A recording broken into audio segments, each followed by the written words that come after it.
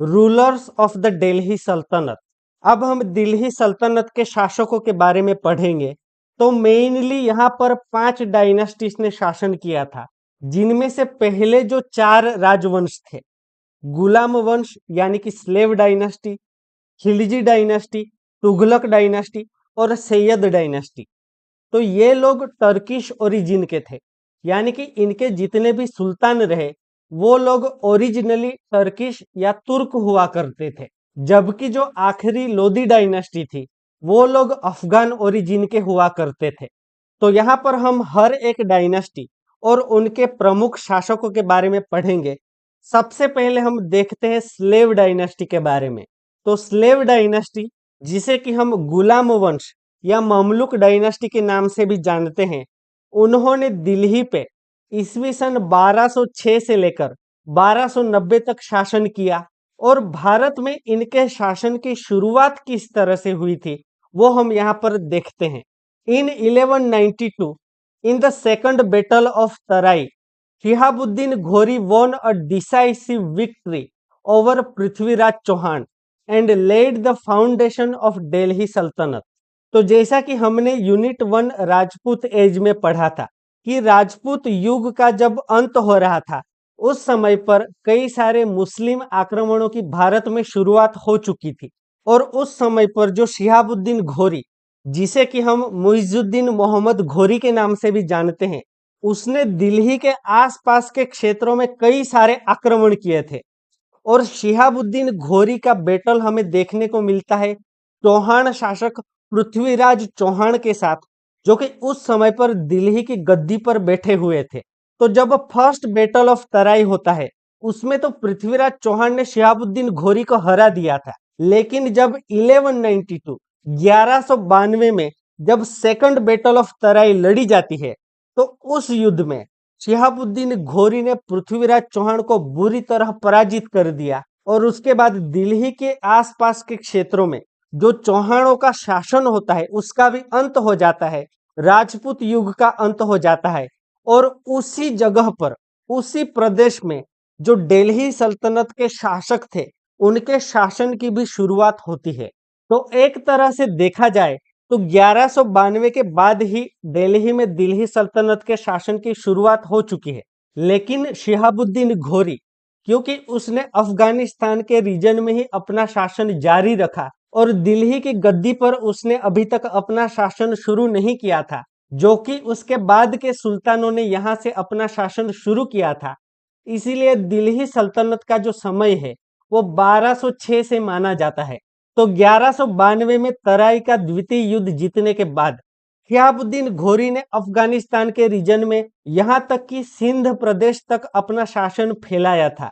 लेकिन 1206 में मोहम्मद घोरी की हत्या कर दी जाती है। After the death of Mohammad Ghori, his slave Qutbuddin Aibak became the first sultan of Delhi Saltanat. तो मोहम्मद घोरी की मृत्यु के बाद उसका जो एक गुलाम था, जो कि टर्किश ओरिजिन का ही था, कुतुबुद्दीन ऐबक, उसने यहाँ पर सत्ता संभाली और वो दिल्ली का पहला सुल्तान बनता है। During his rain of only 5 years, he tried to retain the sultanate power. He fell from the horseback while playing polo and died in 1210 AD। तो कुतुबुद्दीन ऐबक ने सत्ता तो संभाली, लेकिन वो सिर्फ 5 साल तक यहाँ पर शासन कर पाया। और उसके समय में भी दिल्ली राजधानी नहीं बनी थी दिल्ली सल्तनत की। कुतुबुद्दीन ऐबक का जितना भी शासन रहा वो मेनली वर्तमान में जो पाकिस्तान का लाहौर है वहां से उसका शासन चला करता था। तो उसने सिर्फ 5 साल तक शासन किया। और एक बार जब वो हॉर्स यानी कि घोड़े पे बैठकर पोलो खेल रहा था, तो घोड़े की पीठ से वो गिर जाता है और जिसके बाद उसकी वहां पर मृत्यु हो जाती है। तो इस तरह से 1206 से लेकर 1210 तक ही उसने शासन किया। और पोलो खेलते वक्त हॉर्स बैक से गिरने की वजह से कुतुबुद्दीन ऐबक की बहुत अल्प समय में मृत्यु हो जाती है। कुतुबुद्दीन ऐबक की डेथ किस तरह से हुई थी वो आप यहाँ पर पिक्चर में भी देख सकते हैं कि जो पोलो का गेम होता है वो हॉर्स पे बैठकर इस तरह से, जो एक तरह का हॉकी स्टिक सा होता है, उससे जो बॉल होता है उसको मूव करते हुए आगे ले जाना होता है। तो इस तरह की जो पोलो की गेम थी, ये लोग घोड़े पे बैठकर इस तरह से खेलते थे और अचानक से कुतुबुद्दीन ऐबक चलते हुए घोड़े से गिर जाता है और उसकी वहीं पर मृत्यु हो जाती है। तो इस तरह से कुतुबुद्दीन ऐबक दिल्ली सल्तनत का प्रथम सुल्तान बना था। पर हालांकि क्योंकि वो मोहम्मद घोरी का गुलाम हुआ करता था और एक गुलाम के हाथ में जब सत्ता आई, तो इसीलिए इस वंश का नाम गुलाम वंश के नाम से भी जाना जाता है। After his death, his slave as well as his son in law Iltutmish came to power. He established Chahalgani. और कुतुबुद्दीन ऐबक की ऐसे अचानक मृत्यु होने के बाद, क्योंकि उसे अपना उत्तराधिकारी चुनने का मौका नहीं मिला था, उसकी डेथ अचानक हो जाती है और उसके बाद दिल्ली का सुल्तान कौन बनेगा ये उसने तब तक तय भी नहीं किया था, क्योंकि उसे शायद पता भी ना हो कि कब उसकी डेथ हो जाती। इसीलिए कुतुबुद्दीन ऐबक की डेथ के बाद उसका जो एक स्लेव था इल्तुतमिश, जो कि कुतुबुद्दीन ऐबक का सन इन लॉ यानी कि उसका दामाद भी हुआ करता था। इल्तुतमिश की शादी कुतुबुद्दीन ऐबक की बेटी के साथ हुई थी, यानी कि सुल्तान की बेटी के साथ हुआ था। और जब सुल्तान की डेथ हो गई और उसके बाद इल्तुतमिश जो कि उनका गुलाम भी था और वो उस सुल्तान का दामाद भी हुआ करता था, उसने दिल्ली की गद्दी संभाली और अपनी ताकत को और ज्यादा मजबूत करने के लिए, यहाँ की प्रजा पर अपनी पकड़ को और ज्यादा मजबूत बनाने के लिए इल्तुतमिश ने चहलगानी, जिसे कि हम चारगान के नाम से भी जानते हैं, जो 40 तुर्क अमीरों का एक दल हुआ करता था, उसकी शुरुआत की थी। चहलगानी और Chargan, it was a force of 40 Turkish nobles who make Saltanat supreme. तो चहलगानी, चारगान या इसे चालीसा दल के नाम से भी जाना जाता है। तो यह जो दल था ये 40 टर्किश नोबल से बना हुआ था। इसमें 40 तुर्क ऐसे अमीर हुआ करते थे जिनका लोगों पर बहुत ज्यादा वर्चस्व था, वे लोगों पे पकड़ बना के रखते थे। अब जो राजा थे, जो सुल्तान थे, वो तो अपनी राजधानी में रहेंगे, वहां से उनको शासन चलाना है। पर जो लोगों के बीच में जो अमीर रहा करते थे, जो लोगों को अच्छी तरह से जानते थे, उनकी उन पे ज्यादा पकड़ थी और वह राजा के शासन को मजबूत बनाए रखने में उनकी मदद करते थे। तो ऐसे जो 40 टर्किश नोबल्स हुआ करते थे, 40 अमीर तुर्क, ऐसे लोगों के दल की इल्तुतमिश ने शुरुआत की थी, जिसे हम चहलगानी, चारगान या चालीसा दल के नाम से भी जानते हैं। He shifted the capital from Lahore to Delhi. उसके अलावा जैसे कि हमने पहले आपको बताया कि कुतुबुद्दीन ऐबक ने जितना भी शासन किया था वो लाहौर से शासन किया करता था। लेकिन जब इल्तुतमिश यहाँ का सुल्तान बनता है तो उसने अपनी जो राजधानी थी, जो कैपिटल थी, उसको लाहौर से दिल्ली में शिफ्ट किया था। Iltutmish is considered to be the true founder of the slave dynasty. और इसीलिए इल्तुतमिश को स्लेव डायनेस्टी यानी कि गुलाम वंश का वास्तविक संस्थापक भी माना जाता है, क्योंकि दिल्ली में शासन करने वाला इल्तुतमिश पहला सुल्तान था। उसके अलावा क्योंकि यह भी तो कुतुबुद्दीन ऐबक का गुलाम था, कुतुबुद्दीन ऐबक मोहम्मद घोरी का गुलाम था, इसीलिए इस वंश का जो नाम गुलाम वंश है वो ज्यादा प्रचलित है। Iltutmish did not find any of his sons deserving the position of the Sultan, so he declared his capable daughter Razia Sultana as his successor. तो इल्तुतमिश के भी अपने कई सारे बेटे थे। तो इल्तुतमिश का जो सबसे बड़ा बेटा था, इल्तुतमिश पहले से अपने सबसे बड़े बेटे को ही सुल्तान बनाना चाहता था, जिसे कि उसने बंगाल में अपने सुल्तान के प्रतिनिधि के तौर पर शासन सौंपा हुआ था। लेकिन कुछ ही वर्षों में इल्तुतमिश के बड़े बेटे की वहां पर डेथ हो जाती है, उसकी मृत्यु हो जाती है, जिसके बाद बाकी के जो जीवित पुत्र थे उसमें से कोई भी इन्हें योग्य नहीं लगता था जो कि दिल्ली का सुल्तान बन सके। और इसीलिए इल्तुतमिश ने अपनी डेथ के समय अपनी जो बेटी थी रजिया सुल्ताना, उसको अपना उत्तराधिकारी घोषित किया। और इस तरह से इल्तुतमिश के बाद रजिया सुल्ताना दिल्ली सल्तनत की सुल्तान बनती है और भारत के इतिहास में ये सबसे पहली स्त्री थी, सबसे पहली औरत थी जिसने दिल्ली की गद्दी पर शासन किया हो। Shortly after the death of Iltutmish, his daughter Razia ascended the throne of Delhi. She was the first woman ruler to ascend the throne of Delhi. तो इल्तुतमिश की मृत्यु के कुछ ही समय बाद उसकी पुत्री रजिया सुल्तान दिल्ली की गद्दी पर बैठी और वह दिल्ली की गद्दी पर बैठने वाली प्रथम महिला शासक थी। इंडिया में पहले भी कई सारी शासिकाएं रह चुकी है जिन्होंने देश के कई हिस्सों में शासन किया है।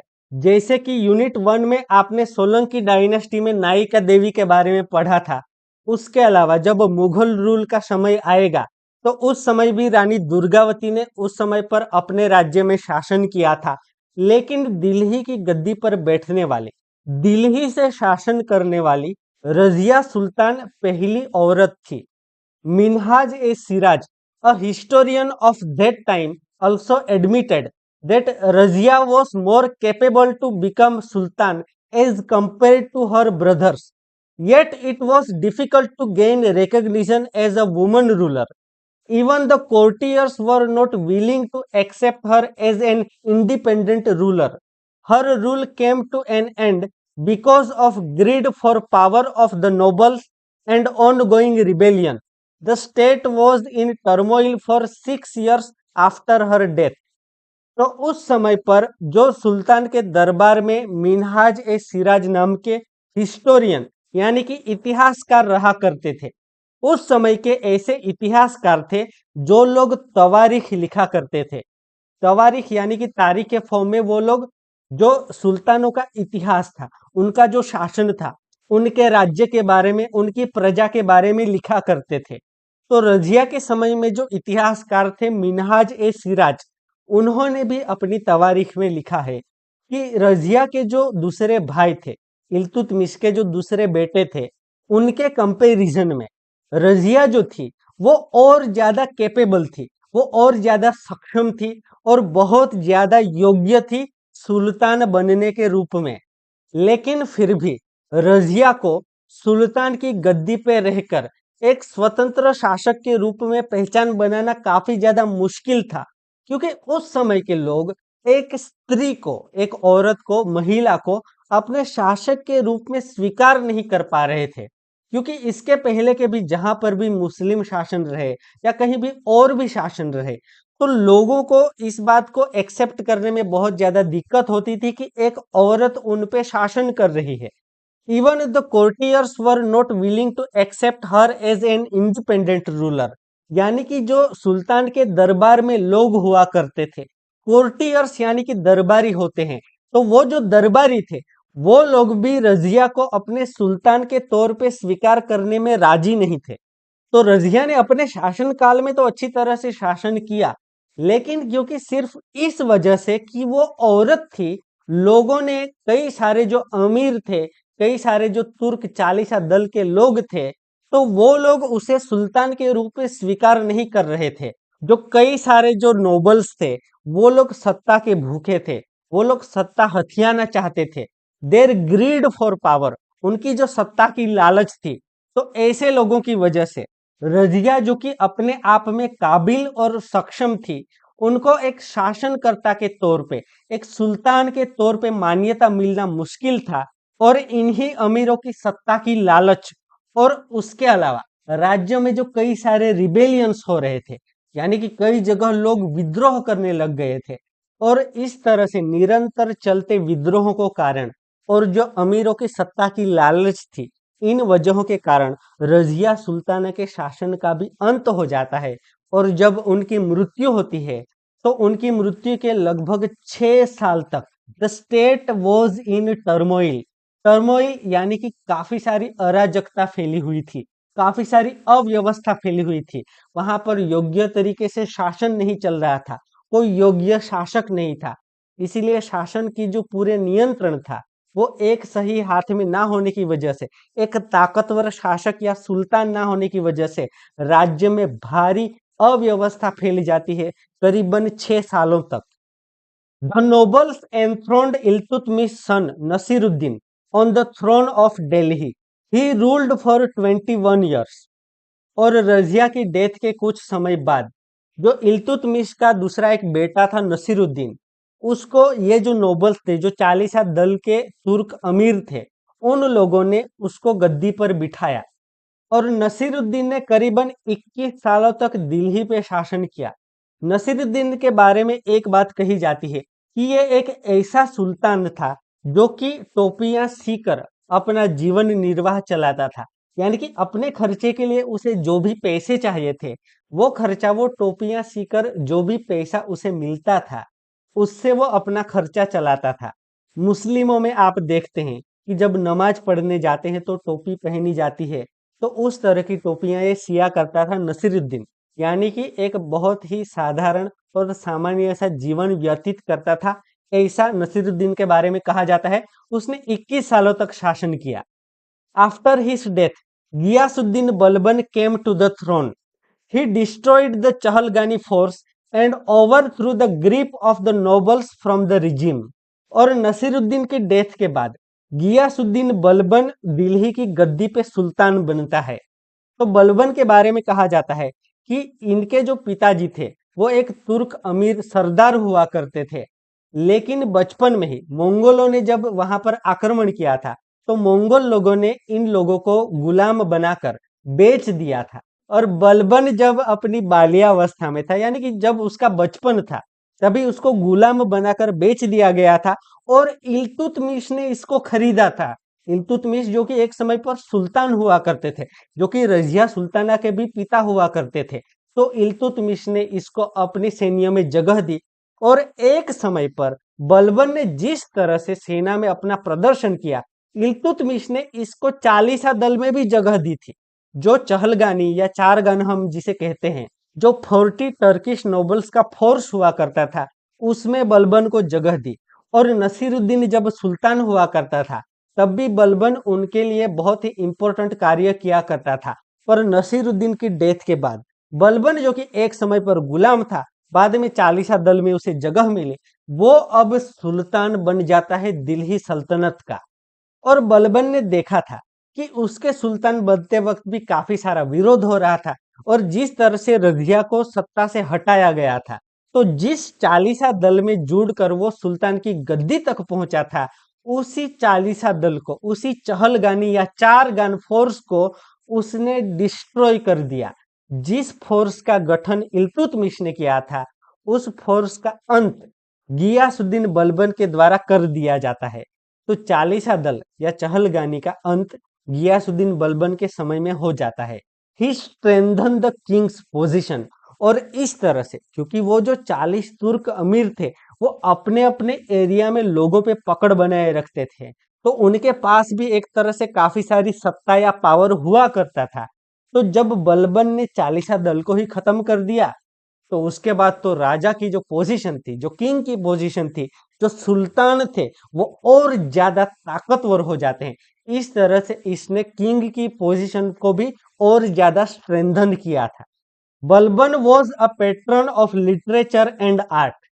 और बलबन ने अपने समय में साहित्य और कला को भी काफी ज्यादा बढ़ावा दिया था। आपने इतिहास में अमीर खुसरो के बारे में सुना होगा, जो कि बाद में अलाउद्दीन खिलजी के दरबार में भी हुआ करते थे।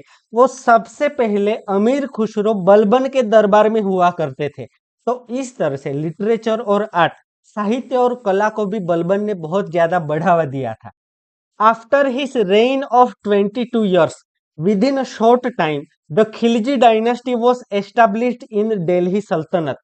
और बलबन का जो 22 सालों का शासन रहा, तो उसने तो बहुत मजबूती से शासन किया, अपना साम्राज्य विस्तार और किया। लेकिन उसके 22 साल के शासन के बाद जो भी सुल्तान बनते हैं, वो इतने ज्यादा ताकतवर नहीं रहते। कहा जाता है कि एक केकुबाद नाम के सुल्तान थे, जिन्होंने जलालुद्दीन खिलजी को अपना सेनापति बनाया था। लेकिन क्योंकि उस समय पर सुल्तान इतने ताकतवर नहीं थे, तो जो जलालुद्दीन खिलजी थे, उन्होंने अपने सुल्तान की हत्या कर दी थी। और उसी के बाद जलालुद्दीन खिलजी के द्वारा शुरुआत की जाती है खिलजी डायनास्टी की, जिन्होंने उनके बाद में दिल्ली सल्तनत पे शासन किया था।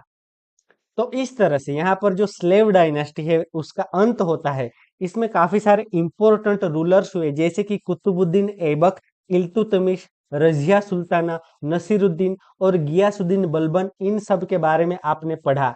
और इस तरह से बलबन के शासन के कुछ ही वर्षों के बाद खिलजी डायनेस्टी के शासन की शुरुआत होती है।